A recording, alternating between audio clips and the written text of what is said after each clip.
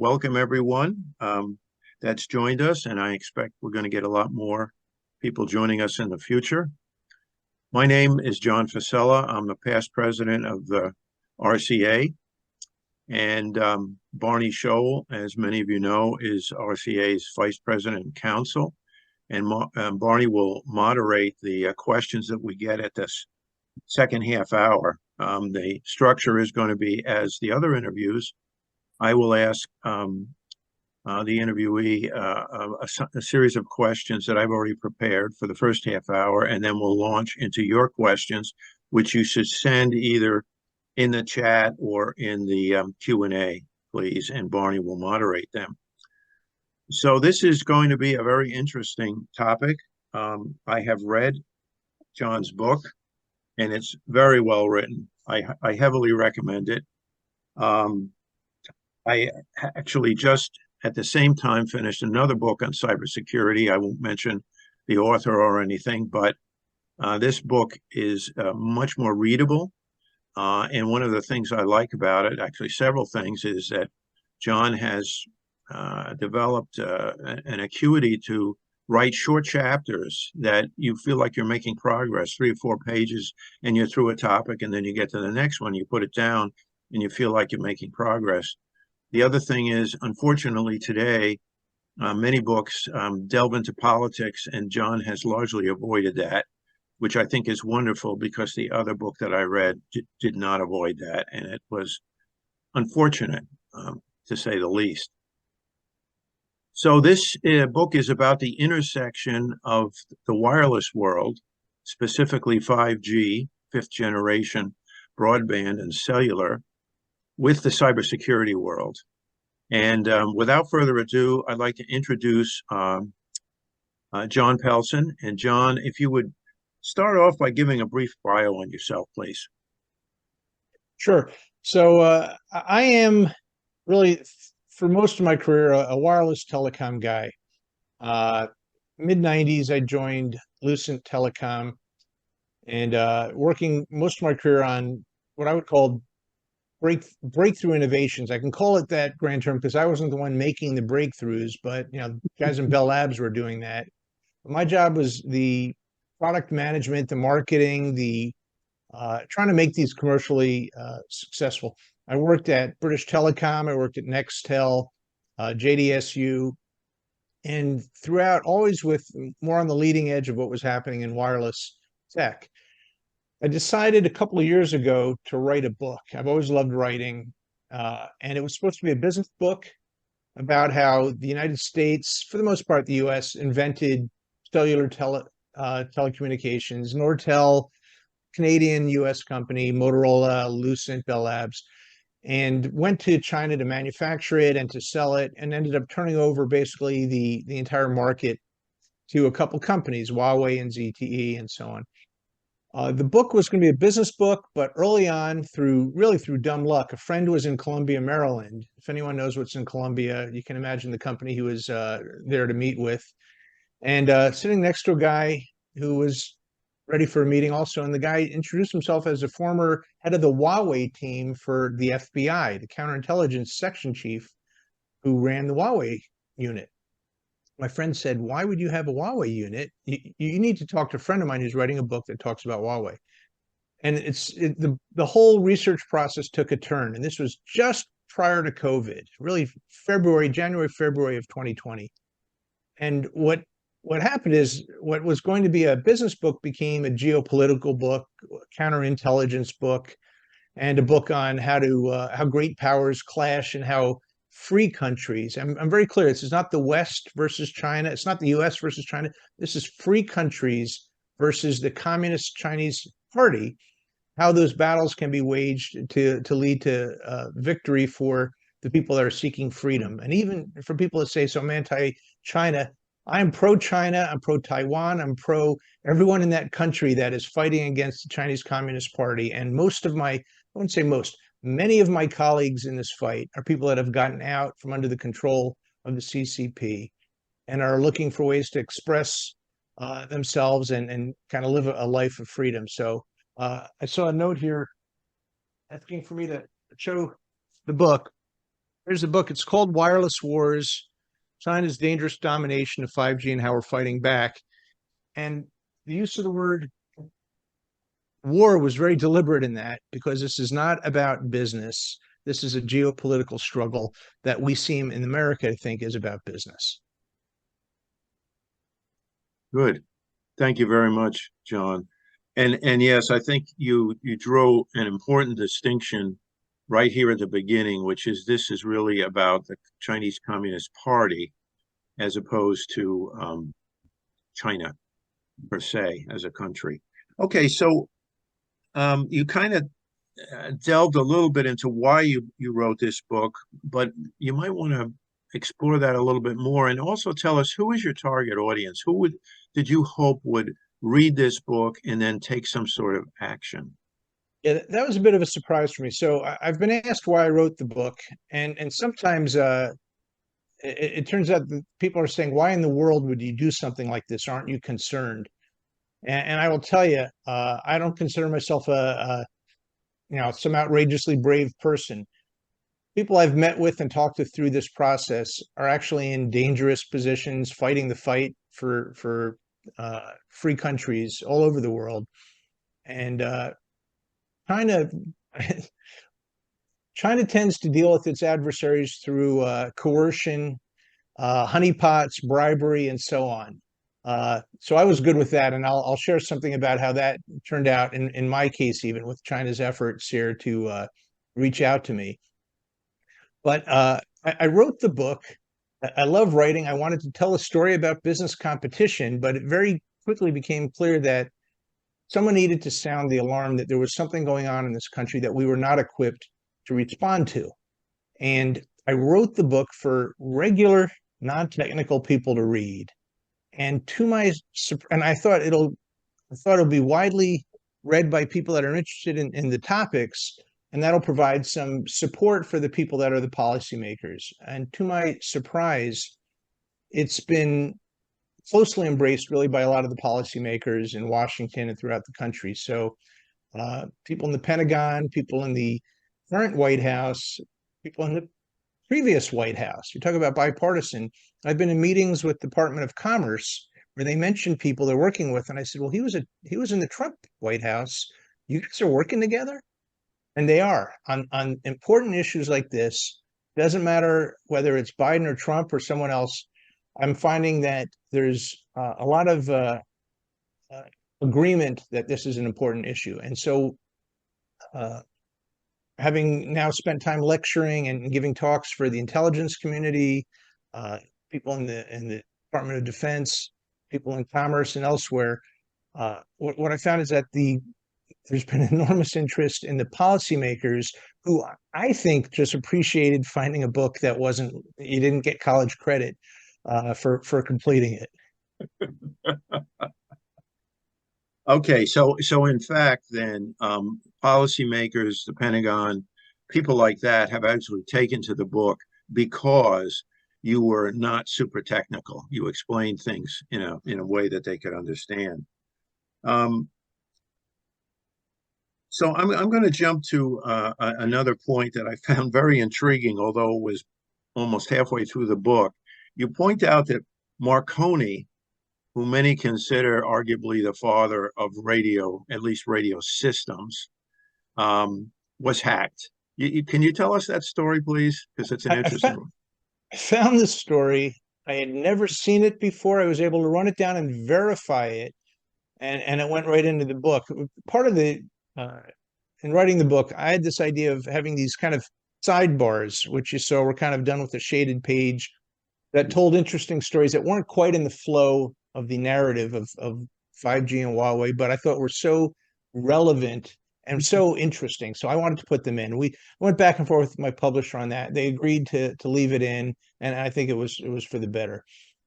I wanted people on an airplane to hit the person next to them and say, "Did you know that Marconi in, I think it was 1901, could have been 1903, but around there. This is before the word radio really existed. He had developed this transmission technology, and he was going to show it off to an auditorium in London, packed with people, to show how secure it was because he wanted to, this is commerce, he wanted to take on the cable industry, the telegraph industry. And people were concerned that this passing through the ether was not secure. And he said, no one without a device similarly tuned can know what I am transmitting on my device.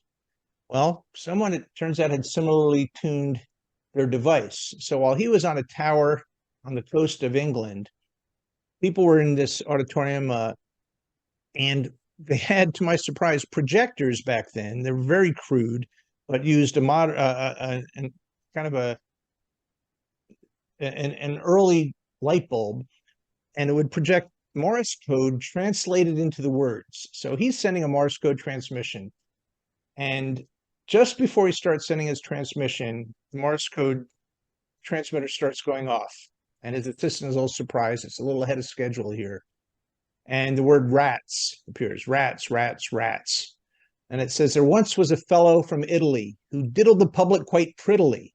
And then it goes on to make several accusations against Marconi, including that he was taking liberties with this transmitter's wife, and all sorts of things that people were shocked in proper London to see.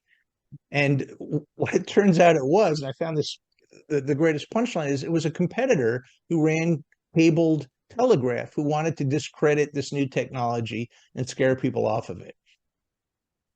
That's a great story. So, the major subject of your book is, in fact, Huawei, although it's not the only telecommunications giant in China. CTE is another. But can you briefly tell us a little bit about Huawei, how they grew from humble roots, and what they are today in terms of size and so forth, please? Huawei is an interesting case because it's not a state-owned, state-driven company.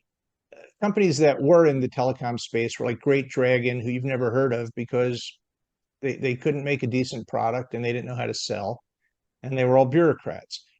Huawei was a privately founded company, Ron Zhengfei, who was people say he was a People's Liberation Army officer. He was a junior guy.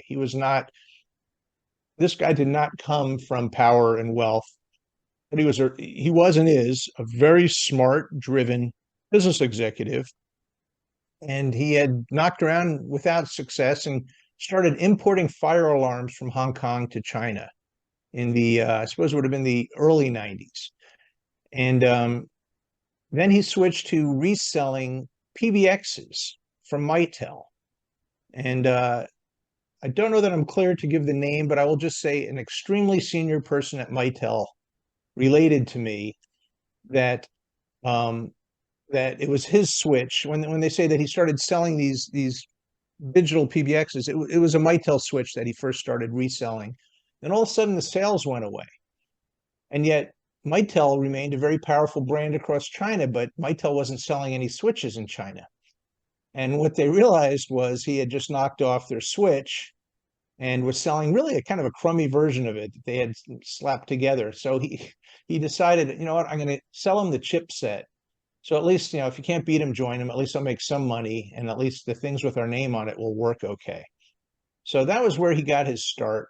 The government in China realized that this guy had a pretty good head on his shoulders. And he had a conversation with the then prime minister of China, and he said, a country without a phone switch is like a country without its own army that relies on another country to provide its defense. And that was accepted as a legitimate argument that this was of national security interest. And at this point, I really think this is where Huawei stopped being a private company with a smart manager and became a government-backed company with a smart manager. And as he grew the company through the mid to late 90s, you saw there was a growth spurt through that period and after the telecom crash in 2001 that didn't make any sense. You can't hyperscale a company that's bending metal and fixing, you know, circuits on the boards and sending out repair teams, and yet they grew from a few hundred million to $120 billion in about 15 years, really. I point out that the government backed them, and some people argue, well, the government backs American national champions, and it's true.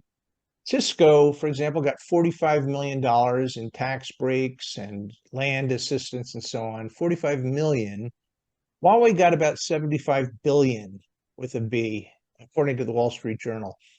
And that's where I spoke with the head of the economics department at Duke, and he explained to me, and in fact, he had been my economics professor in my own at my own college when I was growing up. He explained, when you've given 75 billion today, and you have to wait 10 or 20 years before you get any payback, you're never getting that money back. And the way I describe it in wireless wars is China's investment in Huawei was like the American investment in an aircraft carrier. You're not looking for a financial positive return. You're just saying this is delivering something that's worth losing tens of billions of dollars. And that's really how China seemed to look at it. Very strategic. Yeah, that's quite interesting. And I think all of us on this call are telecoms or wireless people, and we recognize that communications is a very vital part of a nation's infrastructure. So we live it, and Huawei and the Chinese government recognized it early on and made the investment. In several, China's, I'm sorry, if go I ahead, can John. just for a second, John, China's GDP per capita, 1980 was less than Sudan. It was about $200. Ours was 10,000, 11,000. They knew that Deng Xiaoping knew that putting in a telecom system would lift, as it turns out, hundreds of millions of people out of poverty. That was really the anchor, was connecting the country. So I just wanted to make sure that I'm with you on that. That is really the essence of growth and vitality and quality of life. Understood. Before I get to the next question, I'm just going to briefly give an infomercial. Many of you know on this call that RCA is having its annual event in November.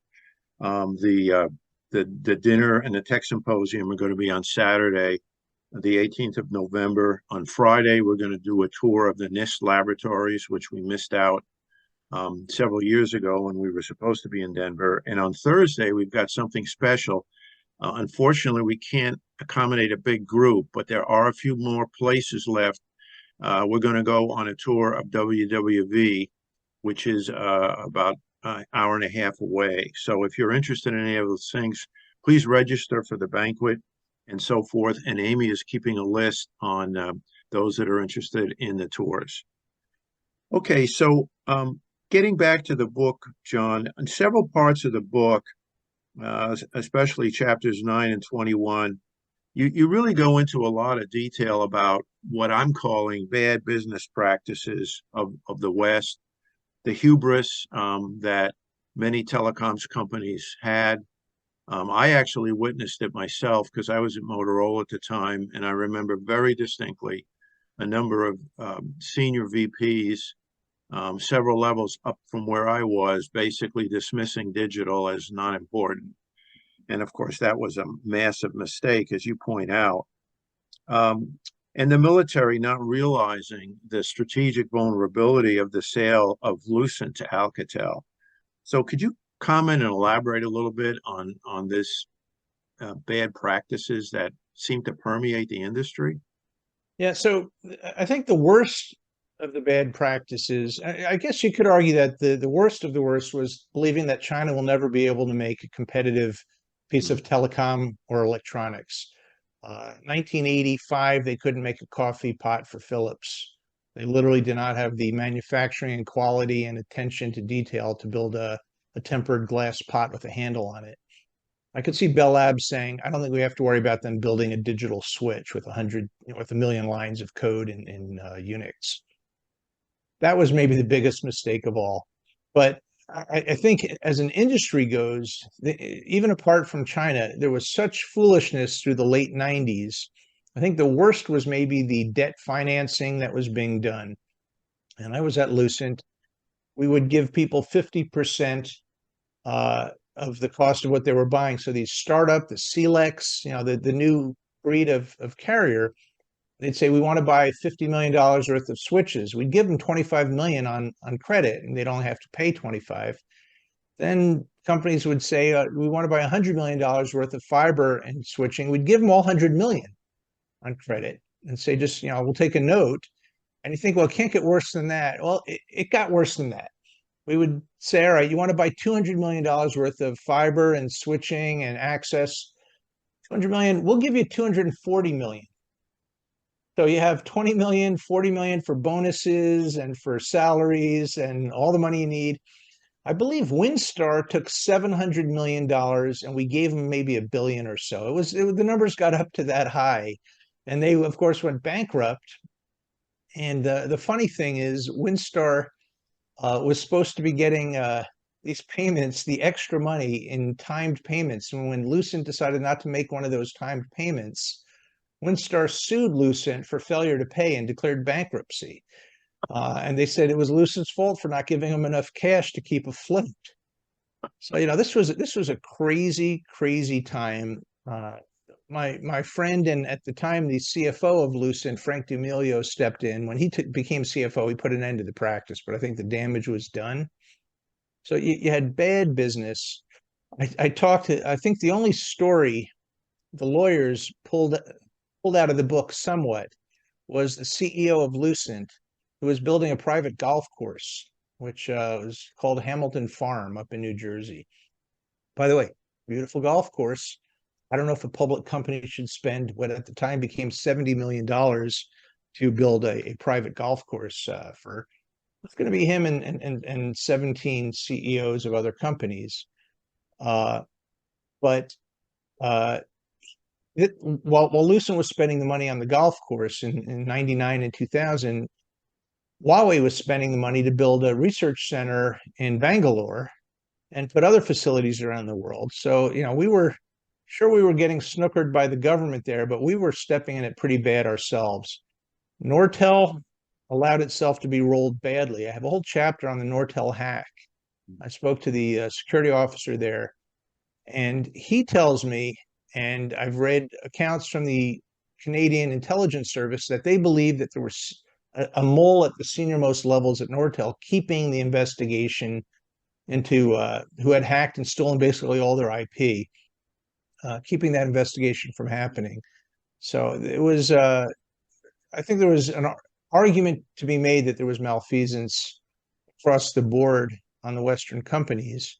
And you couple that with a smart, well-run Chinese company with unlimited government support, both in finance and in stealing of IP, and you had a recipe for really the collapse of the Western and the European and the American companies. Tragic scenario, for sure. And while we're talking about bad and strange practices, in another part of your book, you talked about, and this really surprised me, the number of Western notables who initially were totally against the Chinese Communist Party. It's a considerable threat, a cyber threat, and so forth and so on. And then voila, a year or two later, they're on the payroll and they're promoting China. I mean, that was beyond belief. Yeah, I talk about how Huawei hired away a lot of the sales leadership. Salesmen are notoriously coin operated. If they can make a nickel here, they'll if they can make more money going across the street, they will. And there's nothing wrong with that. It's the nature of the business. That's fine. That's what makes them successful as salespeople. The senior officials just have a higher price tag, is what became very clear to me. So you saw things like the Homeland Security head of cybersecurity, who drafted the language blocking Chinese companies from getting undue access to our network.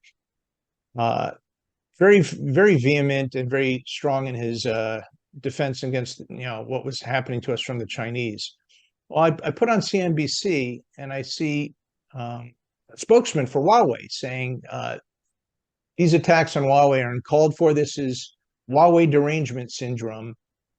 Company is just an honest company trying to build and sell a product. And I look, and that's the former head of cybersecurity for Homeland Security, who is now on their payroll as the head of cybersecurity for Huawei.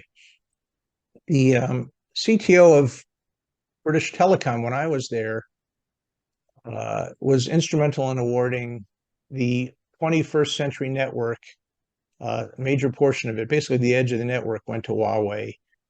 He left the company, left BT not long after that, but he did land, fortunately for him, as the CTO of Huawei. Got to live and work out of his home, which may not sound unusual in the post-COVID era, but in the early 2000s, the idea of being the CTO of a Chinese company and living in Missouri, in a your massive home with your roller coaster in the backyard and your race cars and everything else, was a red flag.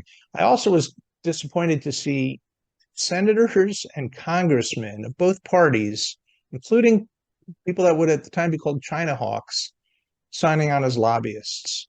So, including one, a senator who lobbied for the company that makes the video facial recognition systems that are used to track Uyghurs in China. And this company advertises that they can determine the DNA of someone through their artificial intelligence analysis of their facial features. They can notify the local Chinese police that someone of the wrong race has entered a neighborhood. And this US senator said, I'll lobby for you. I'm going to argue that this is merely racial profiling, not complicity to commit genocide. And I guess that was her argument, was, lift them up, half a step from the worst to the next worst. And I saw this, I can't tell you there was one party that was more egregious in this than the other, but it was can only be attributed to payouts to these people, and China knowing that weakness in the capitalist system is people look out for their own self-interest, and you can play that card very effectively. No, exactly. Capitalism is all about harnessing greed, which is not necessarily a bad thing. I thought your explanation of the underlying problem being a difference in trust models was really that totally opened my eyes. I had known for many years that China was on a totally different wavelength than we were, based on a book I'd read many years ago. But I thought your explanation of the trust model brought it into perspective for, I think, a lot of people. Could you elaborate on that, please, Jon? Sure. The question here, people think that China is inevitably going to come to dominate, and that you cut them off from chips, they'll just make their own. The people that born and raised in China, of Chinese cultural heritage, have told me that there's a different philosophy than what you find in a lot of the world, where you have this feeling of guilt and obligation, kind of a broader obligation, even to those that you're not connected to. And what you find is that if you have a government now that has stripped trust out of the people, there's really no approved religion, there's no fealty even to the family. It's really to the state. That's certainly what I think Chairman Xi has done there. And China, as a result, does not engender trust from trading partners around the world. They see it as a win-lose game. If you don't really understand capitalism, where two parties can come together, do an exchange, and both actually make money, that's I think part of it is that you have to have some degree in trust in the system. But if you look at, I think what you're getting at here is the global ecosystem that is trust based on long-term continued relationships. So like the chip market, for example, companies send their software and hardware to Taiwan, and they only do that on the confidence that the Taiwanese TSMC won't steal their IP, won't rip it off and not tell them what they're doing. That there's this trust, so you can get an ecosystem of multiple parties all coming together with trust that they're going to do what they say they're going to do.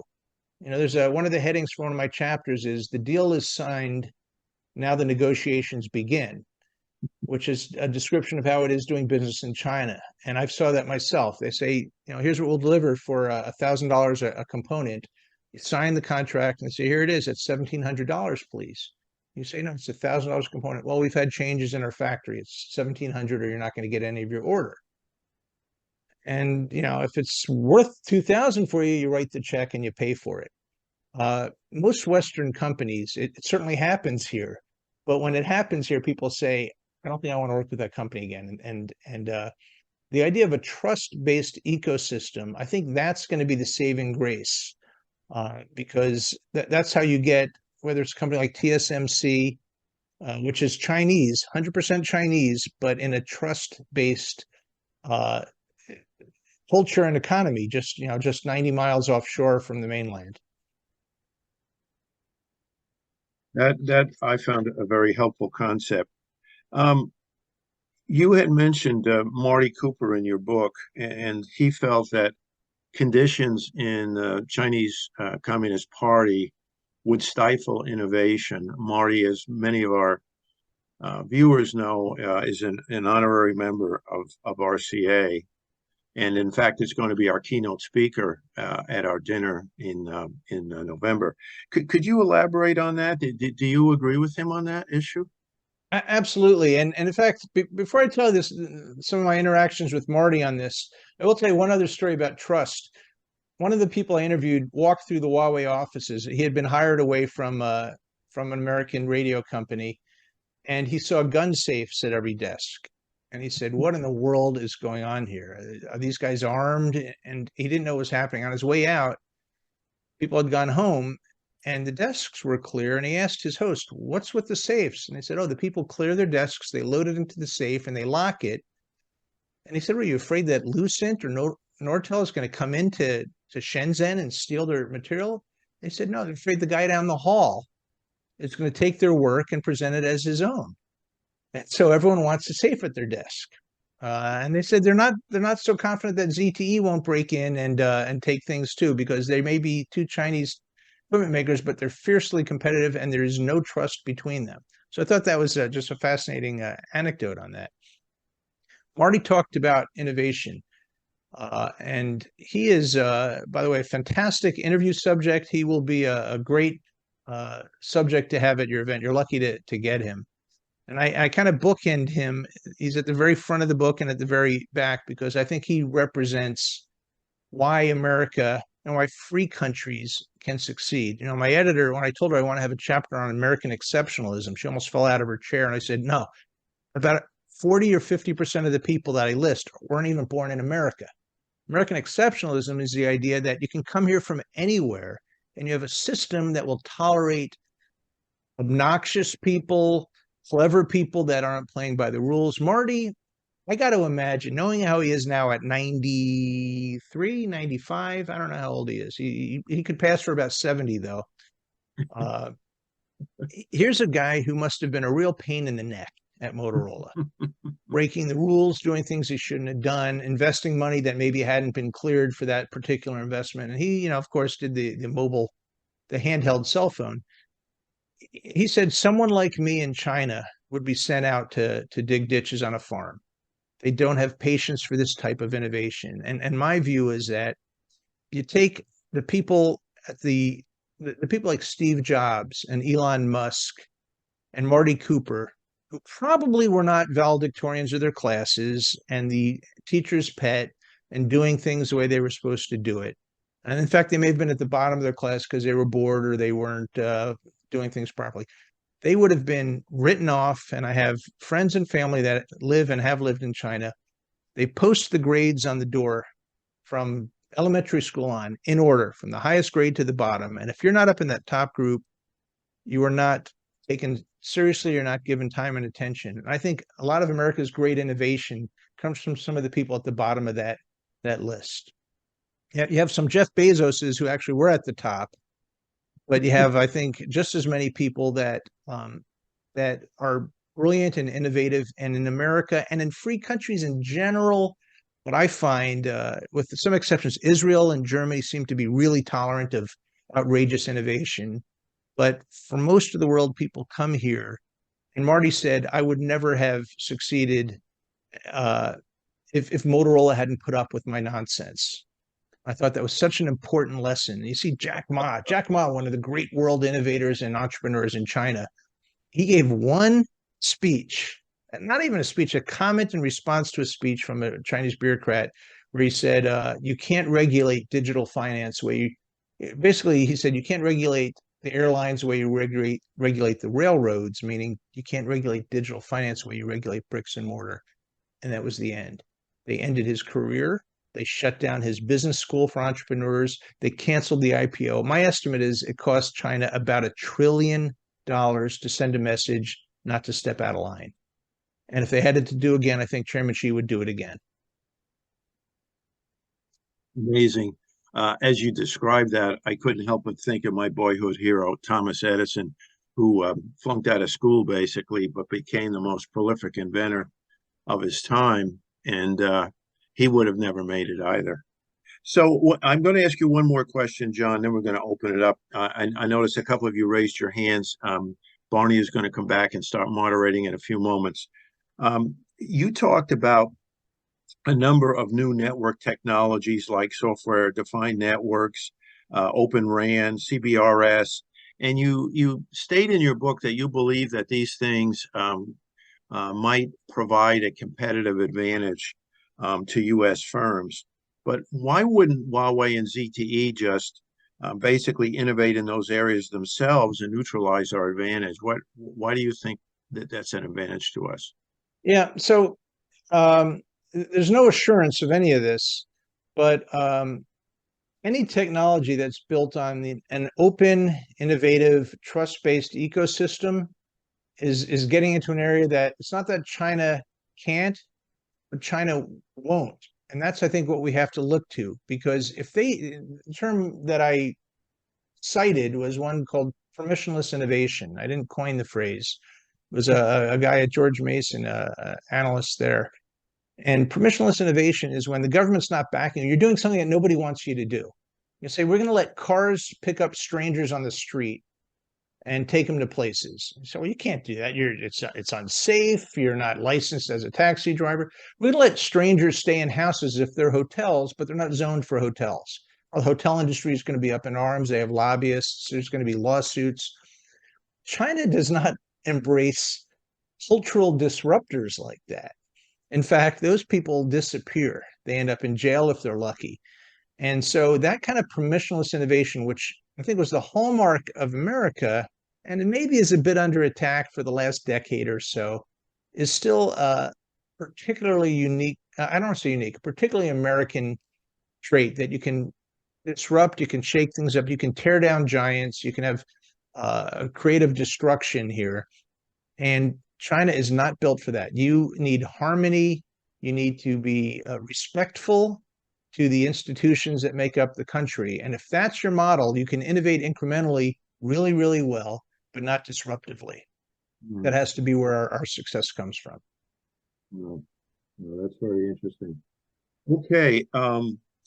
So Barney, I hope you're going to come back in a second, or else I'm going to have to moderate, but I'm going to throw another infomercial in here. First of all, many of you attended the June interview with WWV and WWVH, and those of you that missed that for whatever reason, that is up on the RCA YouTube series, so you can look at that if you missed it, because that was a very interesting interview.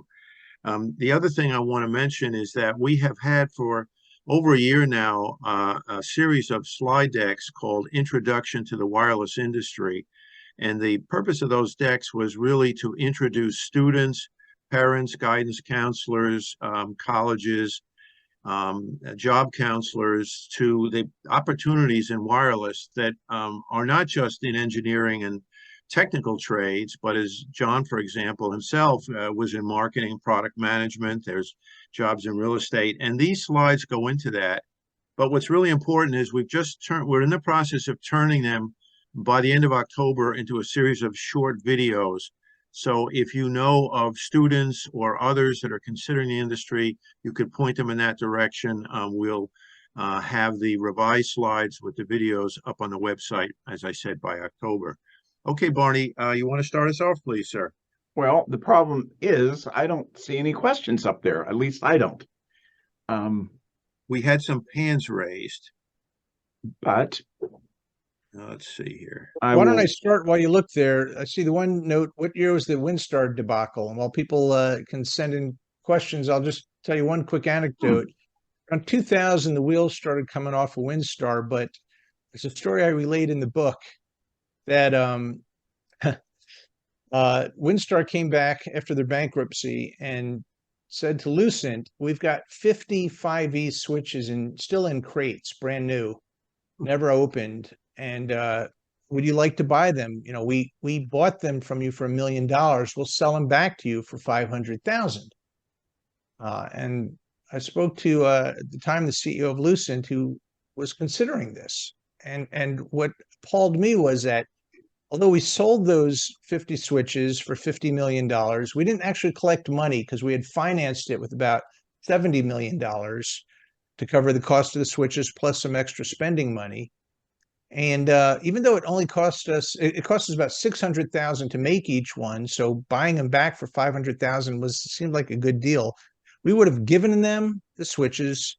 We would have given them about $20 million to take the switches, and then we would have given them another 25 million to buy them back without them ever getting opened. And it just seemed just offensive to me to do that. I did not relate that to our CEO, but we did not end up buying the switches back in the end, which I'm happy about. Wow. Wow. Well, I have a couple more questions while we're waiting for the audience to ask you some further questions. So you talked briefly. You talked about some of the new entrants in telecoms that you hope would help us regain our edge. Do you want to mention some of those and why you think that they're poised to reassert ourselves in this industry? Well, so this is a tough one because 5G, we're left with there's no man standing now in the US. And you have companies like Open RAN participants. You've got kind of our equipment giants like Dell and HP, Hewlett Packard Enterprise.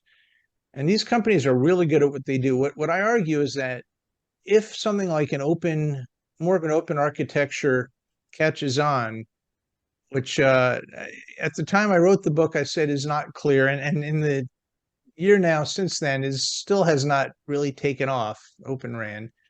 The arguments for it are that the strengths in these categories are you good at systems integration? Well, who's good at systems integration? India, Capgemini in Europe, big companies in the US like Accenture, no Chinese players in that category. Can you make just hardware manufacturing in general? Companies like Dell and HP, as I mentioned, like Samsung, Fujitsu, NEC, these are great companies. They can stand up to any of the Chinese giants. What about software? Software is not a Chinese strength. It's American and it's Indian. So these are all, for the most part, democratic countries that are strong in these areas.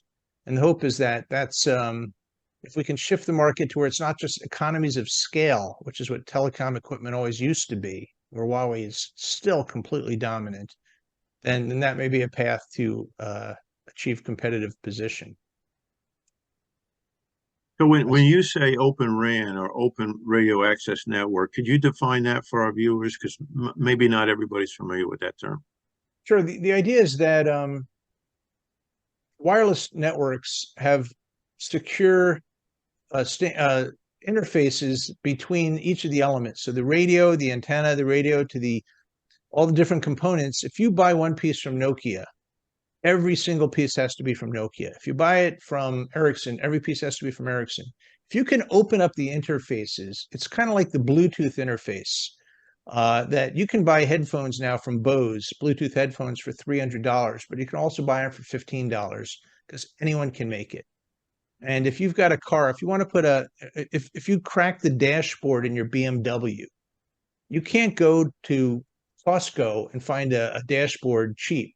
You're going back to BMW and only BMW, and that $300 worth of plastic is going to cost you $3,000 because there's no openness in those interfaces. There's only one solution that works with the rest of the kit.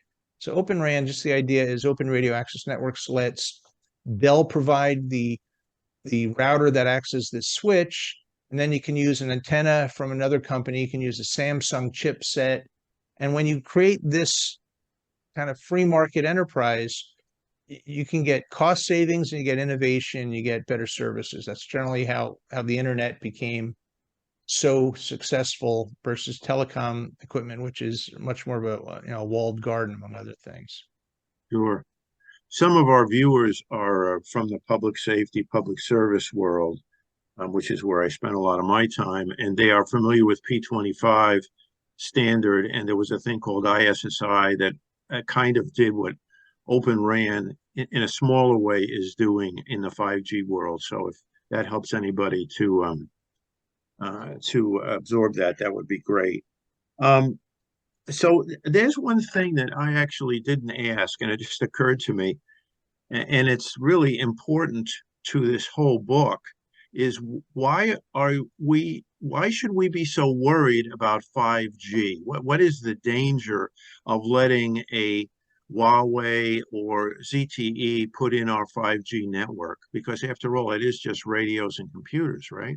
Yeah, well, one of the points I argue is that 5G is not just the next after 4G and 3G and 2G. The Now 5G, when it really arrives for real, and I told the leadership over at the Department of Commerce, they said, "Is it too late? Should we just worry about 6G?" I said, 5G is years away. I said, "Well, we see the ads on TV. T-Mobile's already coast to coast. AT&T's covering all." I said, "Yeah, they say that. They haven't decided what 5G is really even going to be yet, and they haven't." So I said, my guess, my advice was we're 5 years away from 5G. And when I polled consultants and leadership in the industry, they went anywhere from 2 years to 7 years. Now we're at 2 years now, and 5G is still not a transformational technology. And I've had people tell me the killer app for 5G is speedtest.net, where you see how fast your downloads are on your 5G phone. The fact is, though, that 5G will be the anchor for the Internet of Things, which means municipalities, ports, factories, hospitals, everything's going to run on wireless, secure, high speed, low latency networks, which means 5G. And if Huawei had been allowed to deploy when they were right on the verge, if they'd been allowed to deploy, we would be at the mercy of a country. We look what's happening with Russia and Ukraine. We would be at China's mercy for any adventures around the world. Even today, and this is something I'm working on right now, you may not know that the ports of America, more than half of the cranes that offload the ships are provided by Chinese software companies, the controls of those cranes. And they're updated regularly. They're effectively controlled from mainland China. So we can say we're not going to import strategic goods from China. We're going to make it here. But if you're trying to ship it from Elizabeth, New Jersey to San Diego, China can decide whether or not it's going to get offloaded. And that is a scary thought. 5G is just a bigger example of that occurring, not just in ports, but in every part of our lives, including medical devices, insulin pumps, defibrillators. This is all subject to Chinese control. Barney and I had a chat today, and Barney related to me that he met somebody recently that was in the water industry and water utilities industry, and how dependent they were on wireless. So this illustrates your point exactly, John, that the water industry controls valves and so forth. There was an incident some years ago, I think it was in Australia, where some disgruntled former employee turned on the sewage into the water plant, the municipal water plant. So yeah, this stuff is really, really tricky, to put it mildly.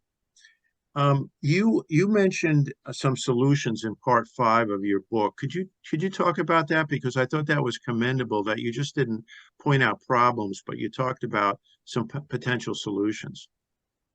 Yeah, it's easy to write a book pointing out how we screwed up and all the problems that are created. I think it's important to at least propose suggestions and solutions. What I have argued is for breaking the power of the biggest company to dictate the terms of the network. And while Open RAN, Open Radio Access Networks, is one kind of illustration of that, I think in general it has to come from government allowing companies to innovate. And when I say allowing, I don't mean subsidizing and financing. The CHIPS Act is good in that it recognizes the gravity of the situation. Not so good in that it generally devolves into picking winners. And certainly the advice I've given people involved with that is you want to, if you're going to use money, use it to lower barriers to entry and provide sandboxes for companies to play and test each other's equipment out that don't have the means or the resources to do that with their own funding. So I certainly argue for solutions that allow new entrants to come in and flourish instead of allowing the incumbents who aren't always interested in major innovation to play such a big role. Good point. Barney, if you look at the Q&A, we've got two interesting Yeah. questions in there. Yep. Yes, the first one. Are you familiar with the allegation that FirstNet has been used to connect to election infrastructure? Any reaction to that? Yeah, I have not heard that. And I will also tell you, when you write a book like this, I get people that came from everywhere with tips and insights and information. And some of it was remarkable, frightening. It seemed unlikely, and I was able to validate that it was true. Someone reporting to me that there's high resolution video cameras on top cell towers pointing at our American military bases. And no one spends $5,000 for a video camera in the middle of Nebraska pointing at a highway that is nothing but traffic in and out of a base. And yet people were doing that. I got an anonymous tip on that, and it was true. I have not heard this one, and I got to tell you, given how many people have reached out to me, that for me that says something, that no one's ever raised that flag to me. So I just don't know. Okay. One of the shorter questions, the other is really a note. And what happens, try to read this carefully, with our dependence on wireless, all G, what happens when we finally get another long overdue Carrington event level mass ejection? Level 10 event, I'm sorry, so it depends on wireless NEG. What happens when we finally get another long overdue? So the Carrington event, for a country that was willing to spend $1 trillion on COVID relief, we are not prepared, and it would be a fraction of that to prepare for it, for a Carrington event. Now, the Carrington event, for those who aren't familiar with it, was a sunspot-related ejection of. So I'm not a astronomer, so I won't a geophysicist, but I'll just say the sun caused this massive electromagnetic wave to come over the Earth. It wiped out almost all the electronics, which fortunately consisted of a few $1 million globally because it was the 1800s and there was almost nothing. Basically, the telegraphs got fried, and telegraphs at the time were run by generally lead acid batteries, and so you had some fires break out. An equivalent today would cost hundreds of millions, if not billions, of lives and trillions of dollars. And it's inevitable. This is a periodic thing. It may be 100 years before it happens, maybe 1,000 years, it may be next year, maybe tomorrow. So there are ways to harden systems and put in brakes on this, but there's been no investment that I know of that's really taking this into account. Yeah, and I'll add to that, because I've read up on this a bit, is that there have been multiple presentations to Congress over this issue over the last over a decade, and no significant movement has been made in this area of EMP, basically, which could be a nuclear burst from an adversary or a solar flare, as was mentioned. We have anything else? Oh, there's a note here. Reads, interesting note that the APCO International Board visited China in 1993 as they wanted to roll out 911 nationwide. After being toured all over China, had a major meeting in which they could not believe we then had, remember fax was big, an average of 1+ wired lines per private residence. China had one wired line per 100,000 residents. They on the spot made the decision to abandon wired 911 and go directly to cellular 911. Yeah, China had the 1980s and possibly still in the early 90s, there were still crank phones in use in China, hand crank to generate a signal to get the operator to listen to you and connect your call. This was in modern times when AT&T was building the video phone. I've got, if some of you aficionados may spot that here in the background. Oh yeah. Which was great as long as you had a second person who had one of those, and that was a challenge. But there were one per 100,000. I don't remember the exact number, but it was one of the lowest teledensities in the world. It's one of the reasons China made such a huge successful leap to cellular, because it was faster, cheaper. There's no reason to dig ditches and run copper wire when you can just hand out cheap phones and put up a tower. And that's why, for that matter, the whole world outside the US moved faster than we did, because we had the best wired phone service in the world. The incentive to replace it with wireless was not as strong. Even Europe, which was obviously a modern society, did not have wired service like we did, and they embraced cellular. You didn't have to wait 6 months to get a phone installed. You could just go to the store and pick one up. Yeah, I had a experience with that.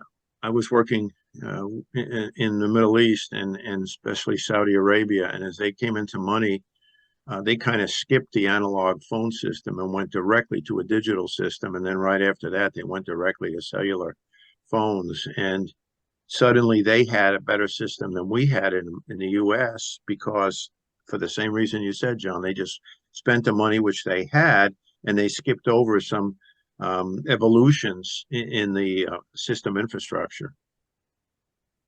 Okay. Any more, Barney? Something you said made me think, and I'm finishing reading the book about Bell Labs and their history. Obviously, we're talking about wired networks and how we were so far ahead that other people passed us. Do you see anything that we could or we might get into that might allow us to jump ahead again over other countries that are in where they are today? I see plenty. Artificial intelligence is one of them. When you consider that the strength of a generative AI system, and by the way, I don't want to be one of these guys jumping on the bandwagon. AI solves everything. AI is deployed everywhere. I know there's a lot of nonsense here. I'm a wireless guy, so I know the hype cycle.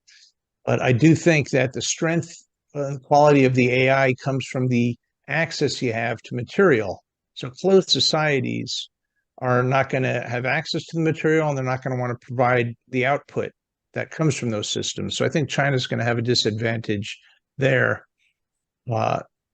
I think in general, anything that is disruptive, like the things we get out of Elon Musk's laboratories, he's only started to deliver things in space and with electric vehicles and satellites and space launches. I think we're going to find a lot more inventions and innovation there, because when you have brilliant, innovative Chinese people emerge, like Jack Ma, they're done away with. And Elon Musk may think he's being set upon by the Department of Justice, but it ain't nothing compared to the Chinese Ministry of Justice and what they did to their brilliant innovator. Barney, I see one more question, and then I think we should wrap it up at that point. Okay. Oh, like to hear your comments, John, on the non-interest in video phone calling not being embraced.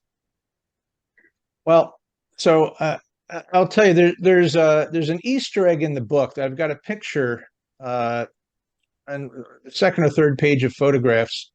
It has the CEO of AT&T visiting a factory in China, and the Easter egg is that the man standing next to him was my father. It was a telecom executive and made his whole career at Western Electric and AT&T.